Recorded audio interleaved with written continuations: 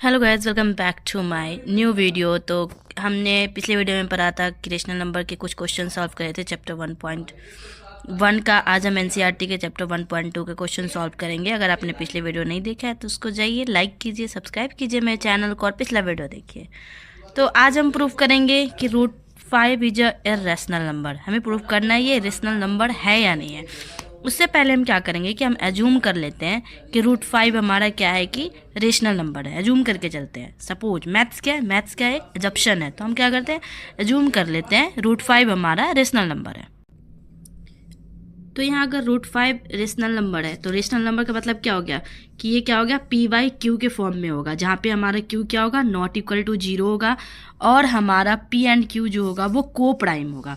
तो मैंने यहाँ क्या किया, यहाँ पे हमने इसको ऐसे लिखेंगे कि let √5 be a rational number then it must be in the form of p/q where q ≠0 and p and q are co-prime।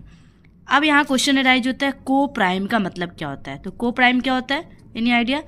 को प्राइम वो होता है कि कोई दो नंबर है जिसका एक ही कॉमन फैक्टर होगा, only one as a common factor. उसको हम लोग क्या बोलते हैं, को प्राइम बोलते हैं। को प्राइम क्या होता है, two number that have only one as a common factor is known as a coprime. ठीक है, अब हम आगे बढ़ते हैं। हमने यहाँ पे एज्यूम किया √5 है रेशनल नंबर, तो √5 को हम p/q के फॉर्म में लिखते हैं। यहाँ कर दिए √5 = p/q। अब हम क्रॉस मल्टीप्लिकेशन करते हैं तो √5 × q = हो जाएगा p। अब क्या करते हैं, दोनों साइड स्क्वायर करेंगे, squaring both side. Squaring both side करने पे क्या हुआ कि यह हो गया 5q² = p हो गया।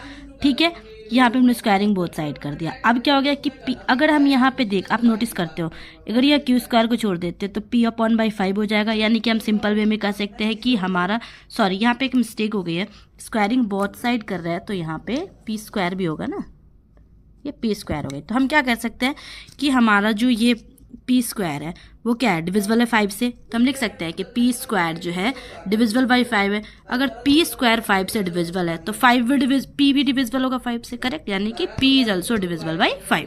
तो यहाँ पे हमने पढ़ा कि p² है डिविजिबल बाई 5। p² अगर डिविजिबल है 5 से तो p भी डिविजिबल होगा 5 से, करेक्ट।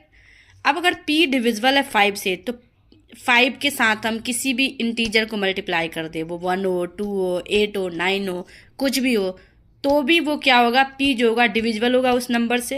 तो हमने क्या किया, यहाँ पे एज्यूम कर लिया p = 5c। ठीक है, अब क्या करेंगे, स्क्वायर कर देंगे दोनों साइड। तो ये क्या हो जाएगा, p² हो जाएगा, ये हो जाएगा 25c²। ठीक है, यहाँ पे हमने लिखा p² 25c²। इसको हम मान लेते हैं इक्वेशन 2। पीछे हमने माना था इक्वेशन 1। अब क्या करेंगे, इक्वेशन 1 में हम क्या करेंगे, p² के वैल्यू को पुट कर देंगे। तो यानी कि जहाँ पे हमारा p² था 5q² एज इट इज रहेगा, p² के जगह पे हमने डाल दिया 25c²। ठीक है, अब ये 25 5 से क्या अपॉन में आएगा, यानी 5 5 जो 25, 5 हो गया।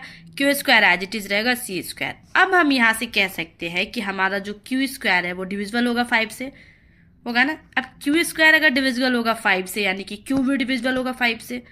सो q is a divisible by 5। अब क्या हो रहा है कि p और q दोनों का फैक्टर क्या है, 5 है। p भी डिविजिबल है 5 से, q भी डिविजिबल है 5 से। तो हम क्या कर सकते हैं कि p and q have a common factor of 5। जबकि हमने एज्यूम क्या किया था, हमने एज्यूम ये किया था कि p एंड q का ओनली वन फैक्टर होगा, को प्राइम होता है। जो हमारा इरेशनल नंबर होता है, जो फॉर्म होता है वो को प्राइम होगा p एंड q। बट यहाँ पे क्या हो रहा है, p एंड q का फैक्टर 5 भी है। ठीक है, अब क्या हो रहा है, p एंड q का कॉमन फैक्टर हमारा 5 है, इसलिए क्या कर रहा है, कॉन्ट्राडिक्ट कर रहा है हमारे एजप्शन को। हमने जो एज्यूम करा था उसको क्या कर रहा है, ये कॉन्ट्राडिक्ट कर रहा है। So we have assumed p and q are co prime but here they are a common factor of 5। So the above statement क्या कर रहा है, contradict our assumption, therefore √5 is an irrational number। समझ में आ गया, got the point? Okay, चलिए, thank you for watching।